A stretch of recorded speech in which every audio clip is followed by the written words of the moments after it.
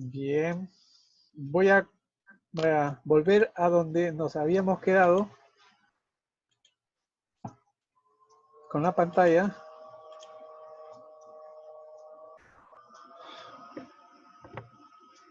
Bien,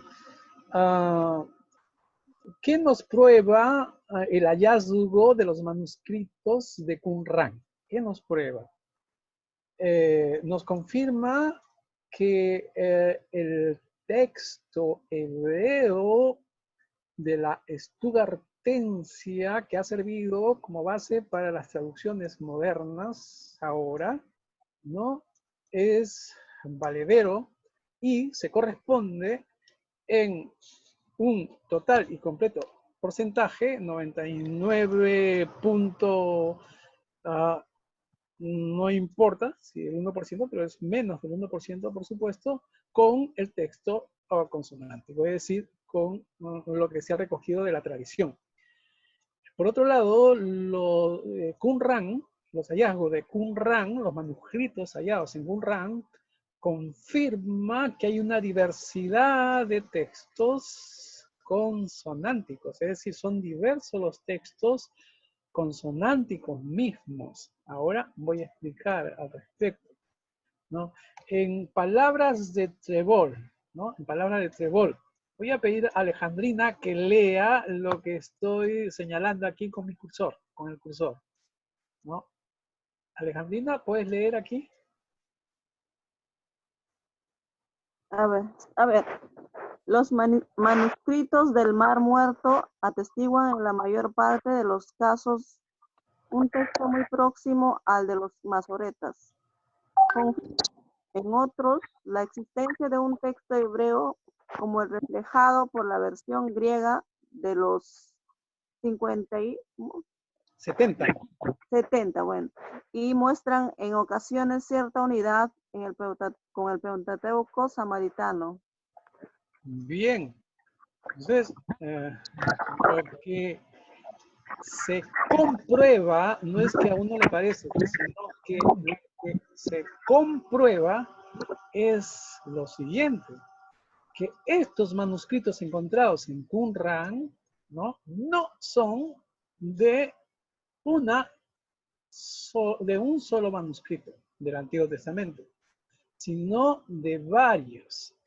Cuando digo varios, no digo significativamente varios, sino que las copias ya en forma consonántica son diversas, es decir, que son copias ya del original, ¿no? O sea, si vamos al siglo I antes de Cristo y yo quiero recoger todo lo que todas las copias que se han hecho de los libros bíblicos del Antiguo Testamento originales, ya hay variaciones, ya hay variantes, ¿no? Cuando uno lee la Septuaginta, que son los 70, y uno lee el texto masorético, es decir, el texto vocalizado que nos ha llegado, va a ver que hay diferencias entre los libros. Esas diferencias no son fundamentales, pero hay diferencias. A eso se refiere a la afirmación que hace Trebol. Bien. ¿Qué podemos decir? Que los textos bíblicos hallados en Qumran muestran una notable diversidad textual. A eso nos estamos refiriendo. Pero aquí es muy importante que la comprobación que se hace, que predomina el tipo protomasorético, es decir, que predomina el texto hebreo que ha dado origen a las traducciones de nuestras Biblias, en castellano y en otras lenguas, ¿no? Pero que también se comprueba que la Septuaginta que ha llegado a nosotros también tiene validez porque en Qumran se han encontrado textos parecidos o iguales, se podría decir, al de la Septuaginta y también al Pentateuco samaritano, ¿no? Bueno, entonces uno lo que puede decir, ¿no? Es que en en un periodo de fluidez textual anterior a la uniformidad impuesta por el rabinismo posterior. ¿Qué se está diciendo acá? Que el rabinismo preocupada, que ha trabajado, es decir, los rabinos, la tradición judaica, los anaitas, los oferín, en fin, trabajaron para uniformizar ese texto. Y por eso es que nos ha llegado los textos hebreos, los manuscritos hebreos del Antiguo Testamento para nuestro tiempo, con pocas diferencias, ¿no? Tiene unidad, está unificado. Miren lo que se encontró en Qumran. Se encontraron 31 ejemplares de los Salmos, 25 del Deuteronomio, 18 de Isaías, 14 del Génesis y el Éxodo, 8 de Daniel, los profetas menores, 7 de Levítico, 6 de Ezequiel, 4 de Números, Samuel, Jeremías, Job, Ruth, Cantar y Lamentaciones, 3 de Jueces y Reyes, 2 de Josué, Proverbios y Coelet, 1 de Esdras y Crónicas. Solo falta de Esther. No quiere decir que acá se encontraron los libros completos. No, de único que se ha encontrado libros completos de Isaías. Hasta tres rollos. También se encontraron comentarios. Por supuesto, los comentarios en arameo o en hebreo. 5 a Isaías, 3 a Salmos, 2 a Oseas y Miqueas, 1 a Habacuc y a Sofonías. También se encontraron citas de Isaías, de Jeremías, de Ezequiel, de Daniel, de los 12 profetas y salmos. Y también se encontraron escritos paleohebreo. ¿Qué significa paleohebreo? Son textos de los libros bíblicos, ¿no? Más antiguos. Más antiguos a el texto masorético mismo. O sea, si yo tengo, por ejemplo, el libro de Génesis, ¿no? Que se publica, vamos a decir, en el siglo IV antes de Cristo, ¿sí? Se ha encontrado manuscritos que refieren a un fragmento de Génesis, pero de un hebreo más antiguo que de el que aparece en el libro publicado del Génesis ya consonántico de ese tiempo. Y es muy valioso para el estudio, para ver cómo ha ido desarrollando el hebreo, por ejemplo. Por eso es que los manuscritos de Qumran son tan importantes para el Antiguo Testamento, para el Nuevo también, por los documentos que tiene ahí de la época del primer siglo y antes del primer siglo, es decir, después de Cristo, ¿no? ¿Cuál es la teoría que ha surgido entonces de los estudiosos de cuáles habrían sido los orígenes, cómo se habría originado el texto del Antiguo Testamento? Tenemos aquí a tres posturas. La postura de Paul Anton Delegar, Paul Ernst Keil y Frank Moore-Cross, ¿no? Estos dos primeros son alemanes y este es americano, Frank Moore-Cross americano. Los alemanes del siglo pasado, no más antiguo Paul Delegar, que fue un erudito bíblico alemán y orientalista, ¿no? Su biografía dice que fue antisemita, que se dedicó a los estudios del orientalismo, del semitismo y en fin, ¿no? Pero que tiene su teoría. Él propone o propuso que el texto hebreo original vendría de un solo arquetipo, de una sola fuente, en otras palabras. No hay varias diferentes fuentes, una sola fuente. Puede proponer que de repente los mismos escribientes, los mismos autores o los mismos teólogos que prepararon, mejor dicho, que el texto del Antiguo Testamento fueron preparados por unos mismos escribas, teólogos, en fin. Paul Ernst Keil, que es el que trabajó bastante para llegar a la Biblia hebraica estudiantense que nosotros tenemos antes llamada Biblia hebraica Kittel, ¿no? Estas son las fechas del tiempo de vida que ellos tuvieron. Él propone que el texto hebreo del Antiguo Testamento ha sido una recopilación de textos vulgares. cuando se dice vulgares acá, no hay que tomarlo en el sentido peyorativo, ¿no? Sino más bien en el sentido de que es textos populares, vienen de las vivencias propias del pueblo de Israel en sus diferentes aspectos, de tal forma que luego se constituyeron en texto. Entonces es plural, digamos así. Y Frank Moorcross, más contemporáneo ya, ¿no? Profesor de hebreo y de lenguas orientales en la Universidad de Harvard, presbiteriano, propone que el texto hebreo que ha llegado a nosotros, y en sus orígenes, por supuesto, consonántico, vendría de los textos locales, tanto de Palestina, de Egipto y de Babilonia.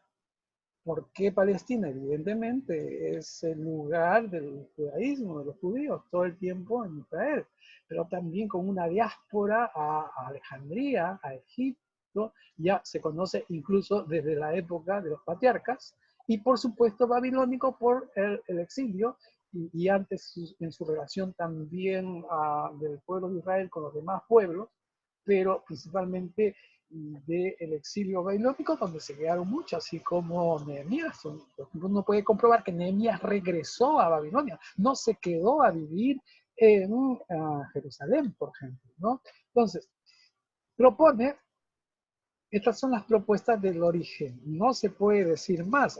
Todavía se siguen haciendo estudios, ¿cierto? Para los que están interesados. Pues bien, si nos remontamos entonces a los orígenes, cuando se han producido estas diferencias que vamos encontrando en los manuscritos, la única forma de esclarecerlo es mediante la crítica textual, que es un método para precisar y especificar cuáles son esas variantes. Pero por otro lado también un método que se llama crítica literaria o análisis literario. ¿No? ¿Por qué?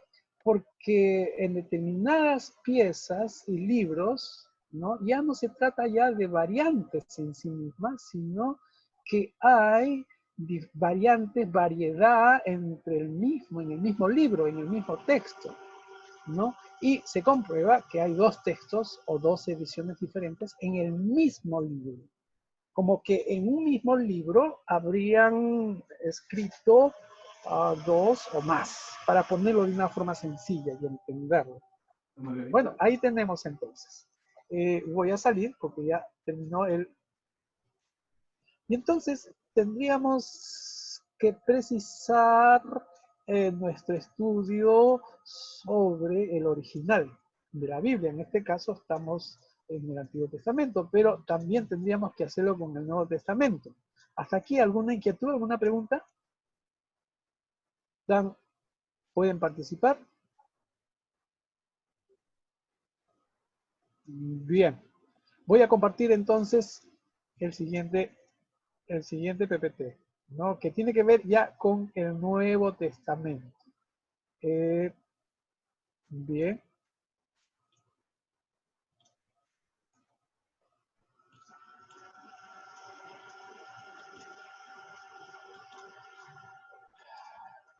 Ya decíamos también la vez pasada que son más de 5.000 manuscritos. Estos son los manuscritos, los diferentes manuscritos que se han encontrado. Miren ustedes cómo están fragmentados, cómo se han encontrado y cómo se trata de conservarlos. Estos son fotografías muy bien cuidados, por supuesto, y ustedes pueden ver ahí el escrito en griego. En este caso tenemos el papiro P86 que contiene Mateo 5, 13 al 16, pero también 22 al 25 y es del siglo IV. Aquí a mi derecha tengo el papiro P88 que contiene Mateo 21 al 26 y es del siglo IV. Por supuesto, fíjense ustedes, contiene Mateo 22 del 1 al 26, pero está carcomido en algunas partes, le faltan, ¿no? Es que se reconstruye, ¿no? También han llegado códices. Este es el monasterio de Santa Catalina, que estaría al pie del monte Sinaí. Ahí hemos hablado en otros cursos sobre el monasterio de Santa Catalina, que es de los ortodoxos, de la iglesia ortodoxa. Y fíjense ustedes, estoy señalando aquí en este muro, y aquí está la puerta, es decir, la puerta está en alto.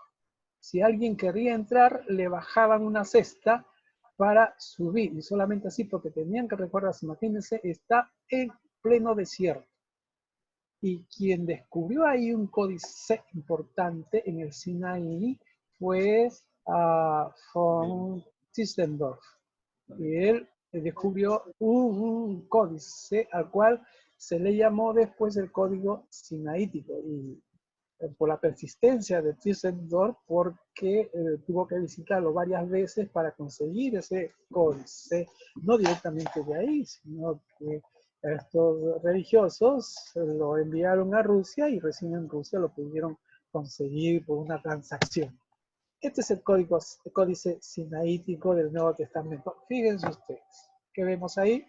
Vemos 4 columnas. ¿Ven? Es decir, un folio se le llama folio a una hoja, tanto por atrás y por adelante, y aquí es más o menos de un tamaño considerable para un libro, ¿no? Menos de medio metro, por supuesto, entre 40 centímetros, de repente alrededor de 40 centímetros. Y son 4 columnas, todo seguido, ¿no? Y perfectamente delineado, digamos, lleno, no tirado para un lado. Y es del siglo IV. ¿Qué significa que el siglo IV? Significa que en el siglo IV se publicó este códice sinaico. ¿Cómo se sabe?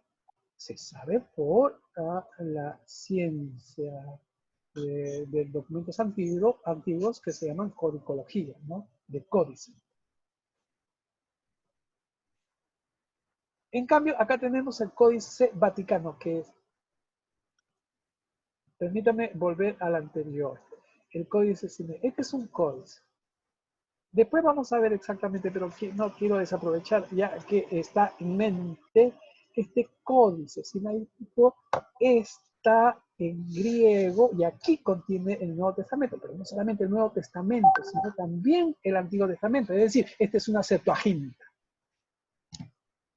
También el Códice Vaticano. El Códice Vaticano no tiene 4 columnas, tiene 3. Tiene 3. Es un poco más antiguo que el Códice Sinaítico, también contiene, por supuesto, el Nuevo Testamento, y el Antiguo es otra Septuaginta, también, ¿no? Muy apreciado. Se descubrió en la biblioteca del Vaticano, en Roma. En la biblioteca del Vaticano en Roma. Muy interesante. Que se haya descubierto cuando estaba dentro de la biblioteca, pero así es cuando hay muchos libros. Aquí tenemos el Códice Alejandrino. Fíjense, Códice Vaticano, 2 columnas, Códice Alejandrino, 3 columnas, Códice Alejandrino, 2 columnas. Es posterior al Sinaítico y al Vaticano, es del siglo V.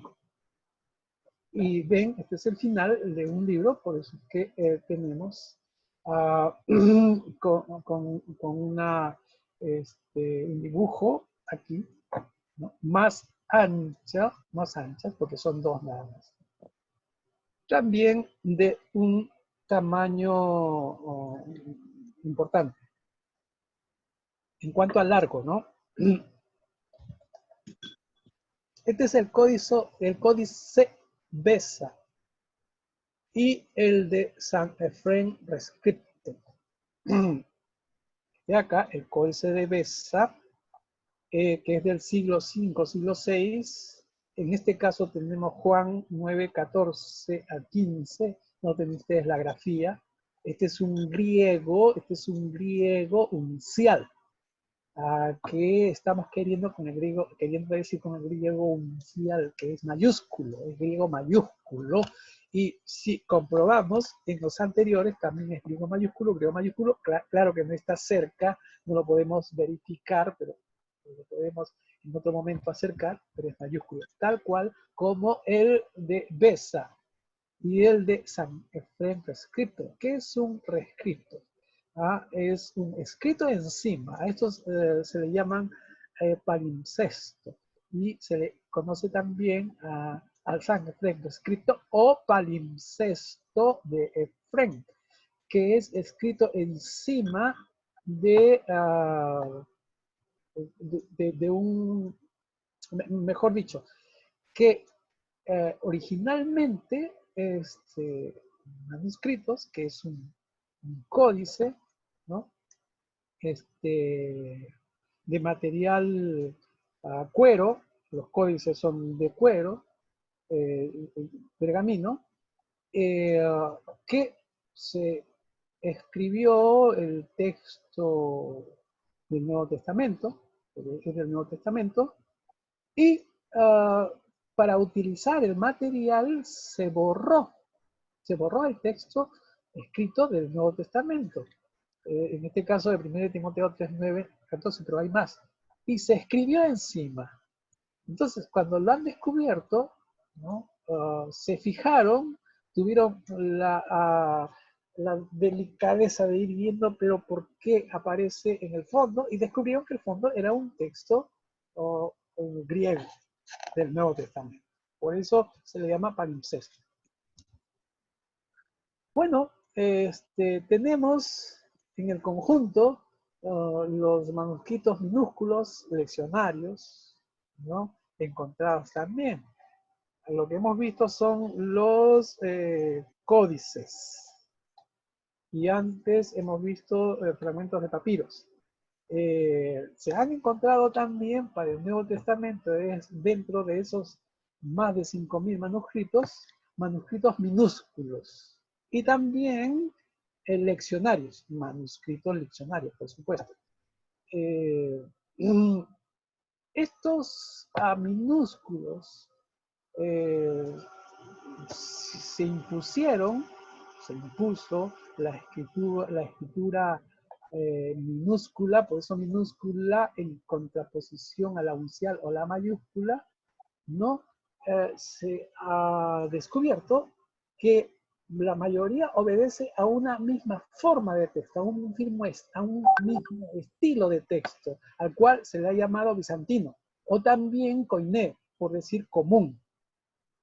Y también han llegado a nosotros los leccionarios. ¿Qué son los leccionarios? Estamos hablando de manuscritos también, ¿no? Que son, por supuesto, de alrededor del siglo IX, del siglo X después de Cristo. Puede haber alguno anterior. Son textos escogidos para la lectura litúrgica, es decir, en las liturgias que se hacían, en los leccionarios para los cultos, se ponían dentro, se copiaban textos para ser leídos del Nuevo Testamento, y de allí se han rescatado estos textos, redactados por partes, por supuesto, y a estos se le llaman los leccionarios. Y la mayoría de estos son de la época medieval. Cuando estamos hablando de la época medieval, ¿no?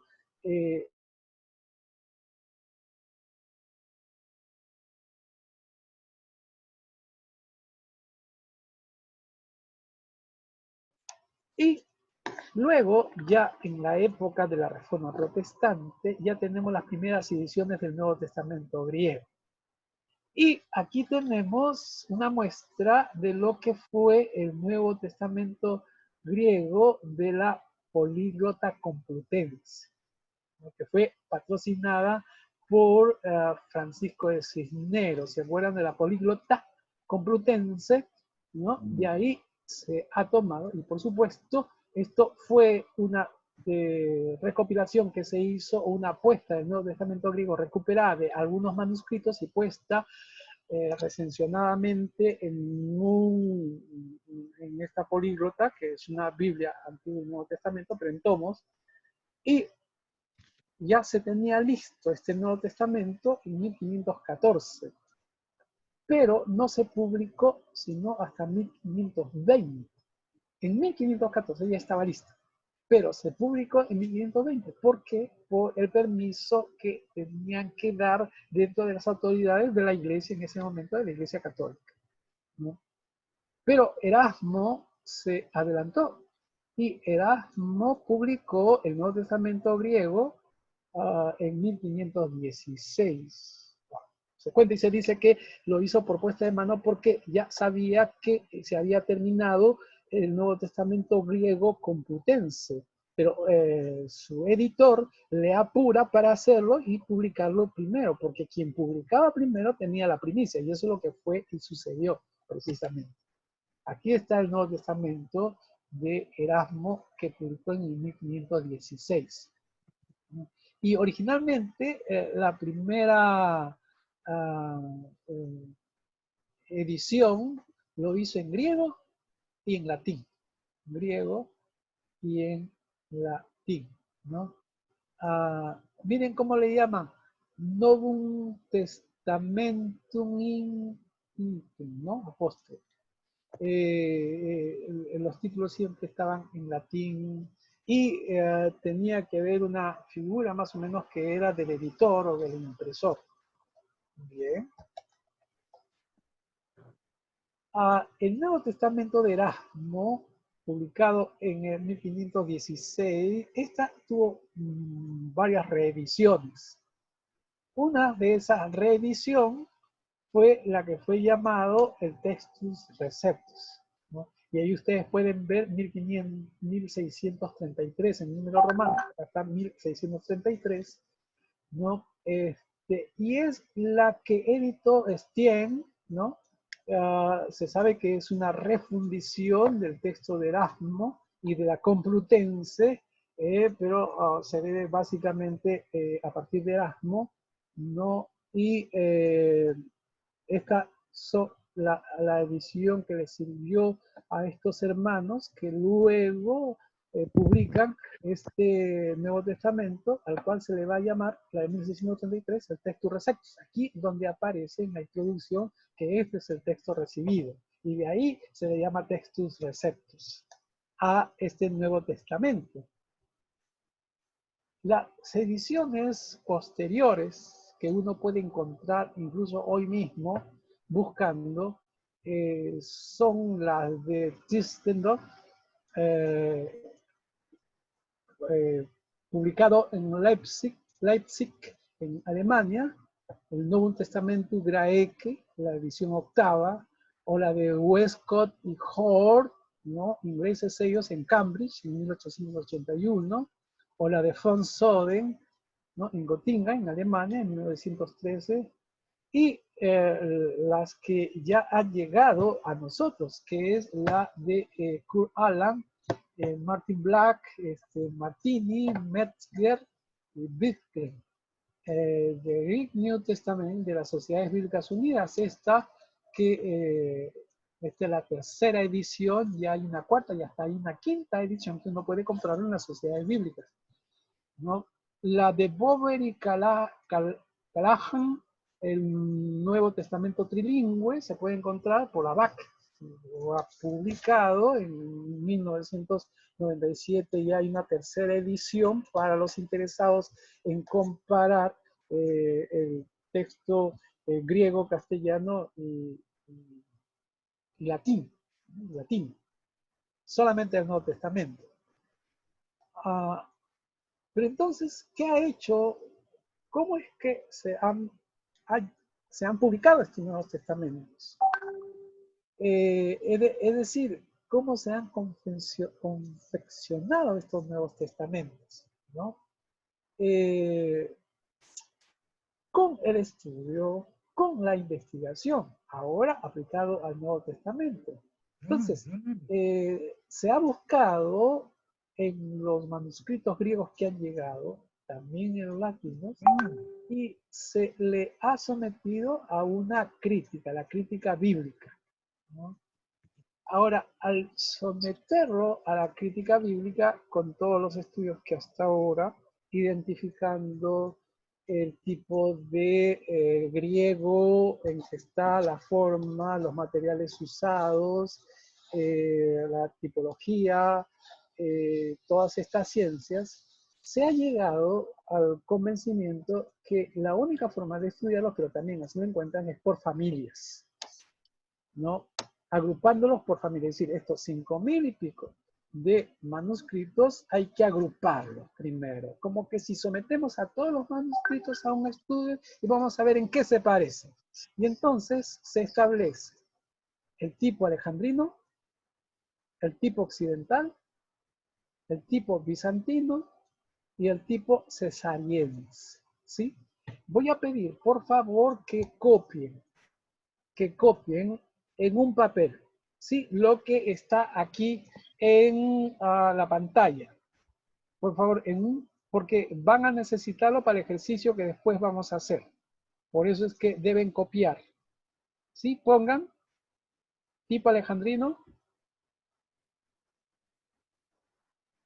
tipo occidental, tipo bizantino y tipo cesariense. Cesariense, porque vamos a hacer un ejercicio con lo que estamos viendo aquí. ¿Estamos? ¿Están copiando? Sí, pastor. Sí, pastor. Muy bien, dígame si acabaron. Mientras yo voy diciendo alguna característica breve de cada uno de estos. El tipo alejandrino,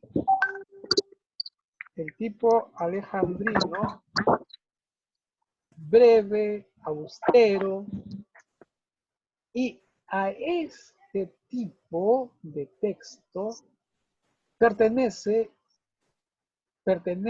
los códices sinaíticos y Vaticano. Es decir, esos códices que hemos presentado, uno en 4 columnas, el otro en 3 columnas. Sinaítico en 4, Vaticano en 3, que vimos al inicio. En segundo lugar, el códice occidental. El códice occidental se torna más parafrástico. ¿Cómo se puede saber que es parafrástico? En comparación al tipo alejandrino, ¿no? El parafrástico tiene que ver con quizás una palabra más cercana a nuestra comprensión, es paráfrasis. Paráfrasis. Es explicar con palabras más directas, digamos así, o comprensibles, lo que se tiene como un texto mucho más literario, digamos así. Bueno, a este tipo pertenece el Códice de Beza y otro que se llama Claromontano. Imagínense de esos 5.600 más o menos de manuscritos. Luego tenemos el tipo bizantino, o llamado también común.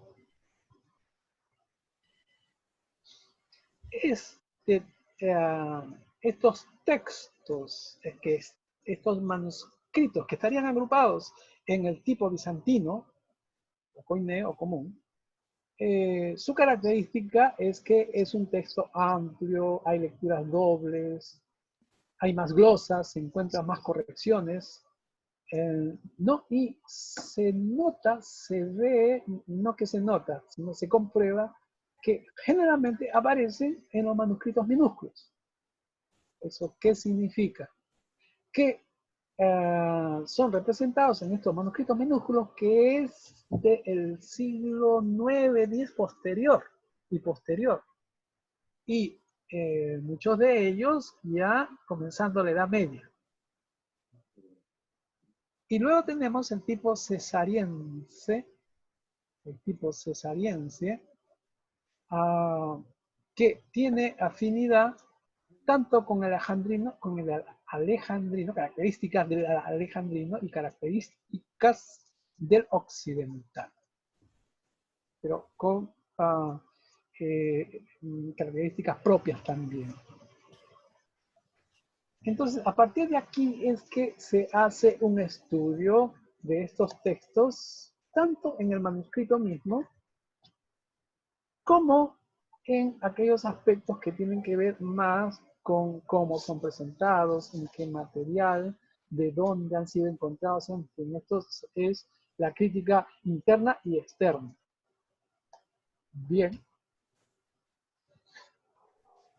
Un autor Victoria Esportorno, que escribe un artículo en Reseña Bíblica, hace este comentario. Voy a pedir a Carlos que nos lea lo que dice acá. ¿Sí? Carlos, ¿puedes leer acá? Lo leo. Sí. Las ediciones y la crítica. Edición es la presentación de un texto de una forma ordenada y con un contenido coherente y acabado.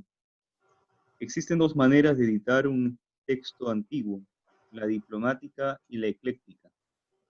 La primera se limita a presentar una sola fuente. Gran parte de los manuscritos antiguos eran ediciones diplomáticas.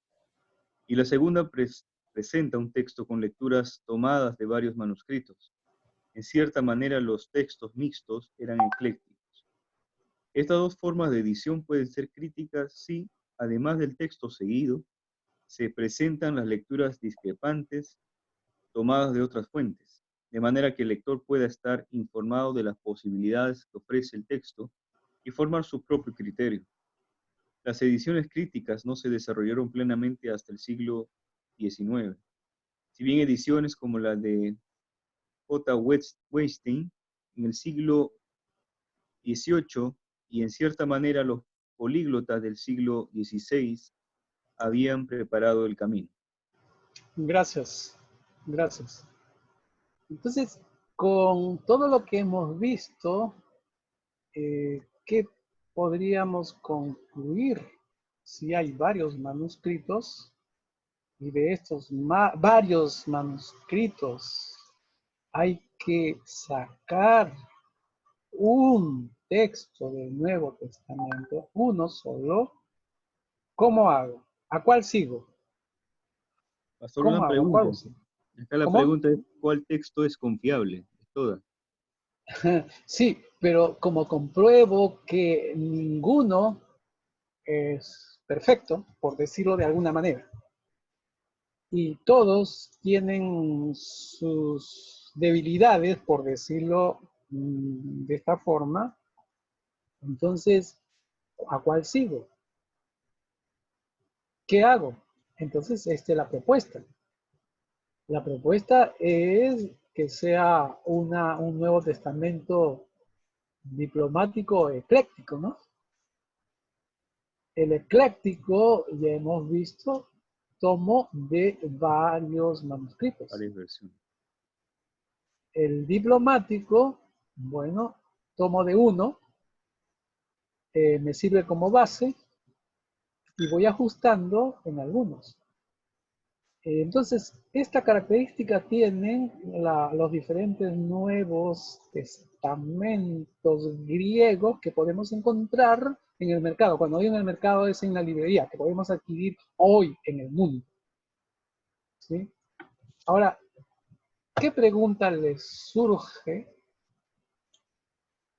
¿Qué pregunta les puede surgir de lo que acabamos de ver? ¿Cuáles son las inquietudes entonces? Eh, ¿Qué inquietudes les surgen? ¿Alguna inquietud, José? A ver, Pastor Daniel, ¿cómo podemos estar seguros de qué tipo, ¿no? De manuscrito, de lo que estamos hablando, cómo podemos estar seguros de que estamos en lo correcto, ¿no? Que eso está correcto, porque seguramente muchas de esas copias seguro lo hicieron unos que,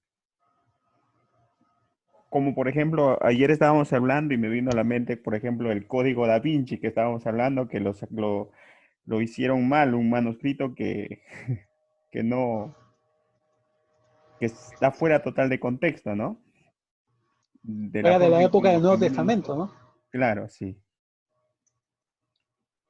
Y cómo nosotros podemos estar seguros de que para eso se necesita mucho la exégesis.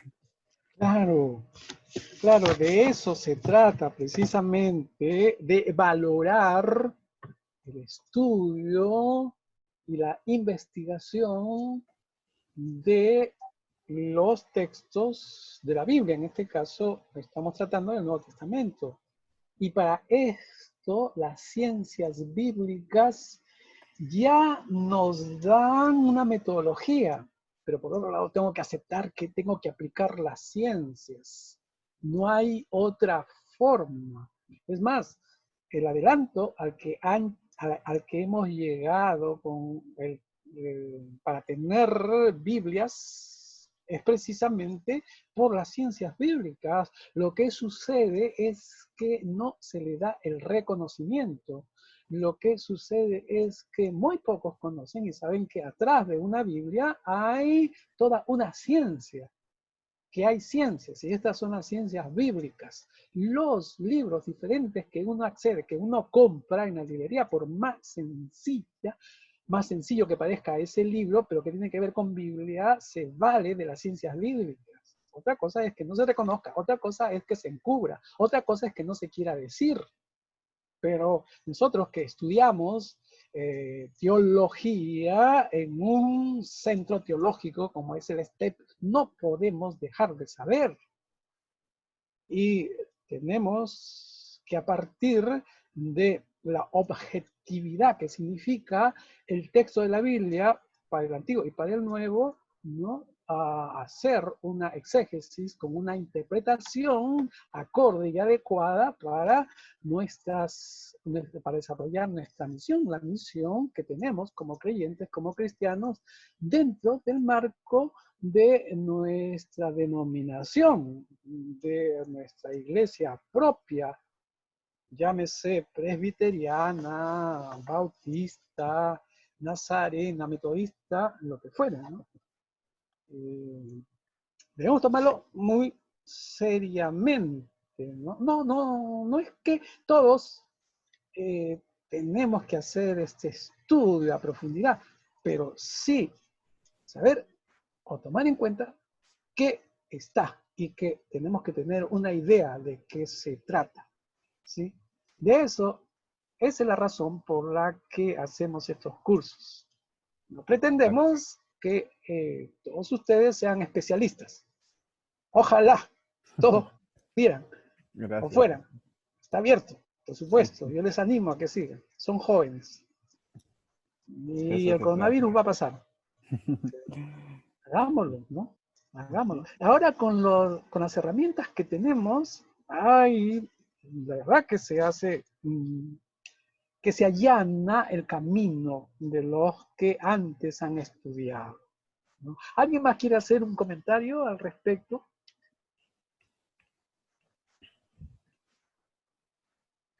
Bien, vamos a pasar entonces, pero díganme cuando tengan, no hay problema. Y la pregunta que hacía José Brisi, ¿no?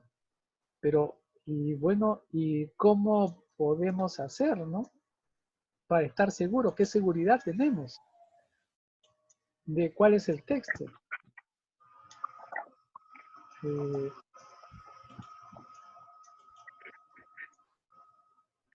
Sí, vamos a... Quiero hacer un comentario. Sí, adelante. Sobre el código, no, sobre el papiro 88 que estaba viendo, que está totalmente incompleto. Sí. ¿Cómo podemos estar seguros de que realmente es lo que dice, lo que está escrito en la Biblia, ¿no? Quizás está por pedazos, falta. Sí, tienes razón.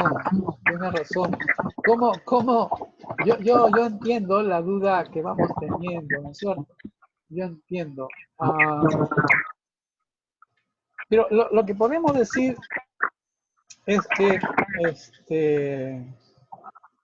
que hay, y estoy compartiendo también, mientras tanto, en la pantalla,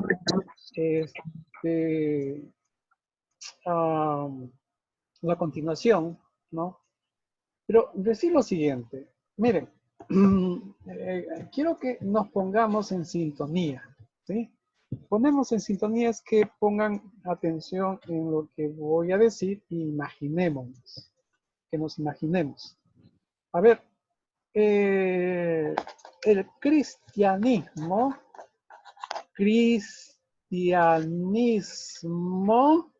parte de Cristo, ¿no es cierto? O sea, que en la base de nuestra fe, de nuestra práctica de fe, está Cristo, que es Jesucristo, ¿no? El Jesús histórico y el Cristo, ¿no? De la Pascua. ¿Y en qué momento de la historia? Al principio de nuestra era cristiana. O sea, nos referimos hacia hace 2000 años. Quiero que me sigan, por favor. Entonces, estamos en la época de Jesús, estamos siguiendo a Jesús, estamos dentro de sus discípulos y tenemos los dichos y hechos, palabras, enseñanzas de Jesús.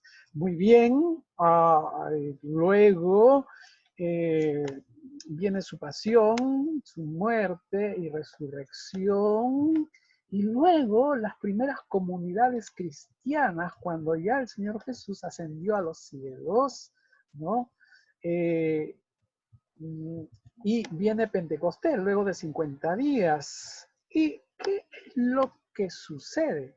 Sucede que se conforman células o grupos o en hogares o quienes fuere que recuerdan a Jesús, ven las enseñanzas de Jesús, reconocen la nueva forma de concebir a Dios, la fe, una forma de ser en el mundo y de encontrar la verdad, la realidad, el shalom. Muy bien, esa comunidad es la que luego se va a extender y se va a hacer la iglesia, pero hasta ahí no hay escritura del Nuevo Testamento. ¿Qué escritura hay? Cuando ya comienzan a reconocer que Jesús es el Cristo, que Jesús es el Mesías. ¿Qué escritura sagrada leen esas primeras comunidades? Estamos por el 40, estamos por el 50 más o menos. En el Antiguo Testamento, ¿no es cierto? Todavía en la Torá y el Tanaj, ¿no? Claro, Los salmos, pero Carlos, tú recordarás, no en hebreo. No, de la versión de los 70. De la versión de los 70. Pero ya se va entendiendo que el Antiguo Testamento, que está en forma griega porque no se lee ya el hebreo, pero que se sabe que el Antiguo Testamento, o sea, lo escrito en esta Septuaginta viene del Antiguo Testamento, no es importante en ese momento, y entonces se reconoce que en esta escritura ya se habla del Mesías, es decir, de Jesús, se corrobora, se fundamenta. Muy bien. La iglesia continúa y ya tiene historia. Es decir, primera década después de la muerte y resurrección del Señor Jesús, segunda, tercera, cuarta, quinta, sexta, en fin, hasta que llegamos al fin de siglo, es decir, al año 100. Hacia el año 100, eso dependerá de cuál es la postura, digamos que ya se escribieron los 27 libros del Nuevo Testamento. Ya se escribieron, que es testimonio de la iglesia. ¿Estamos? Pero ahora quiero decirles algo importante. Nadie se ha puesto a recopilar, a tener en un solo lugar los 27 libros. Porque alguien que haya tenido que hacer ese trabajo, por un lado, ha tenido que hacerlo en forma tranquila. Ha tenido que tener recursos. Pero por otro lado, ha tenido que estar atento desde el primer manuscrito, que según la crítica bíblica es primera de Tesalonicenses, hacia mitad de la sexta década después de Jesucristo. Eso significa más o menos hacia mediados del 50, ¿no? 50 y tantos. Bien, desde el 50 y tantos. Vamos a ponerle 50, sí, disculpen que lo retrase, pero para los números, para comprender mejor, desde el 50 hasta el 100 hay 50 años. en esos 50 años no hay una institución no monolítica, una institución organizada con sus normas bien establecidas que cuiden, como sí lo es en el templo, como sí lo es para el judaísmo, pero que incluso que en el año 70 se destruye el templo. Y entonces habrían tenido que sacar los manuscritos que tenían ahí o se destruyeron porque habían sacerdotes, pero no era el caso de la iglesia cristiana. La iglesia cristiana eran iglesias familiares, eran grupos que se reunían en casas. Recién va a tener una mayor presencia y se va a compartir y se va a buscar lugares más amplios, pero esa será otra historia. Pero entonces estos manuscritos van por aquí y por allá. Ahora bien, pero juntamente con los manuscritos, o con los escritos en este momento, que son manuscritos, por supuesto, ¿qué hay? Hay la experiencia de la iglesia cristiana, las tradiciones que se van comunicando, las tradiciones orales, pero también las formas culticas, las formas litúrgicas, las formas carismáticas, es decir, de la predicación o de la coinonía o de la diaconía. Entonces, esta transmisión vivida, vivencial, hacen a la iglesia para que tengan esa capacidad de expresar en un texto, es decir, va junto. Esa tradición se comunica. Por eso es que viene, por ejemplo, o se tiene prácticas que han llegado hasta nuestros días de ordenar a los pastores imponiendo las manos, en el supuesto que esa imposición de manos viene de los apóstoles, en una cadena ininterrumpida. ¿Sí? Y todo esto es como una conexión que nunca se perdió. Nosotros decimos, por ejemplo, que nosotros somos la iglesia de Hechos de los Apóstoles, es decir, acá en Lima, Perú, en el siglo XXI, somos la continuación del siglo I de Hechos de los Apóstoles en Jerusalén, por ejemplo. ¿Cómo es posible que se haya dado esa relación y esa conexión? ¿Por qué digo todo esto?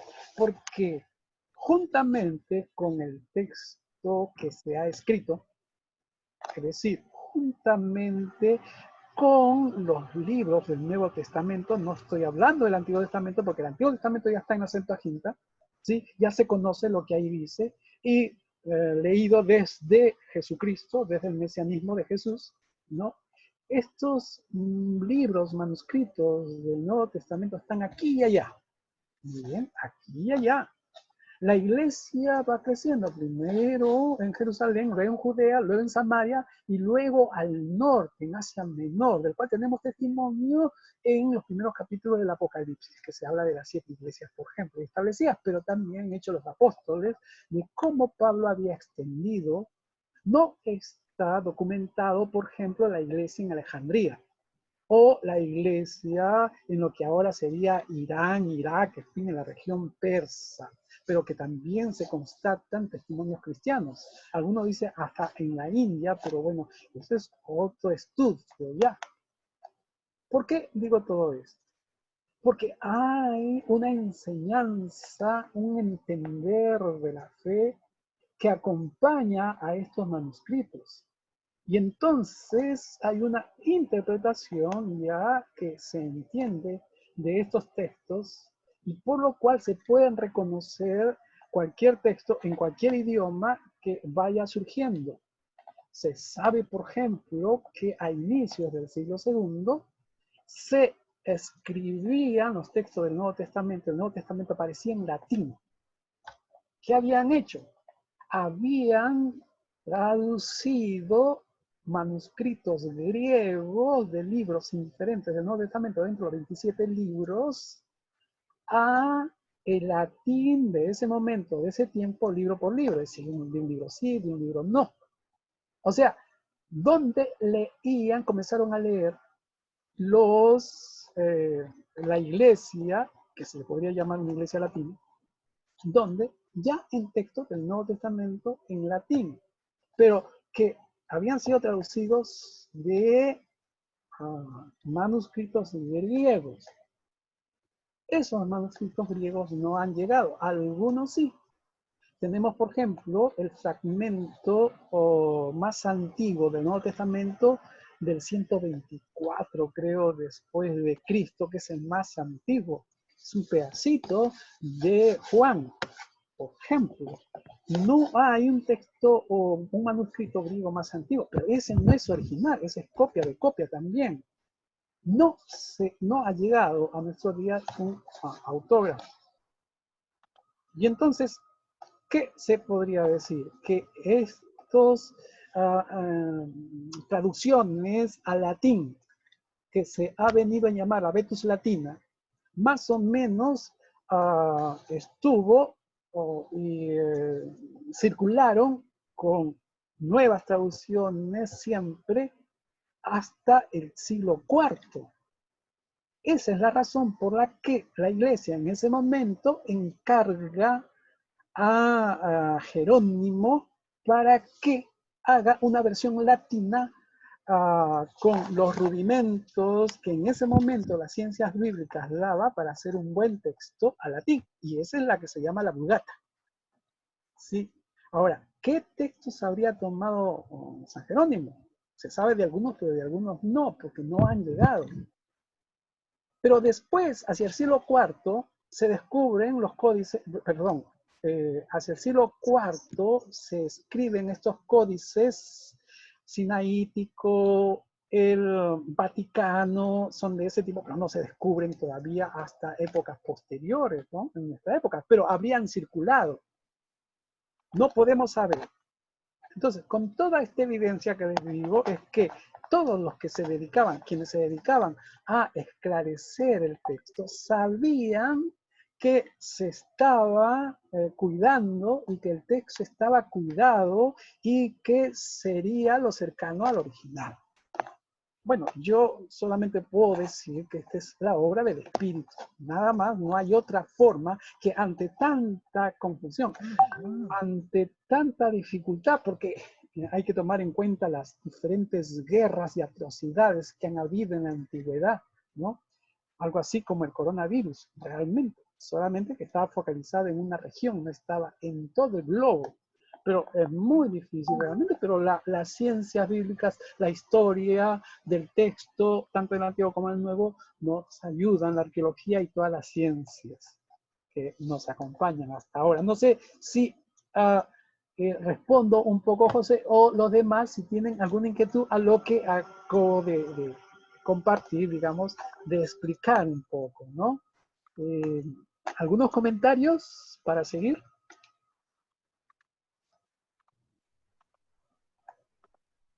Muy bien. Creo que al regresar,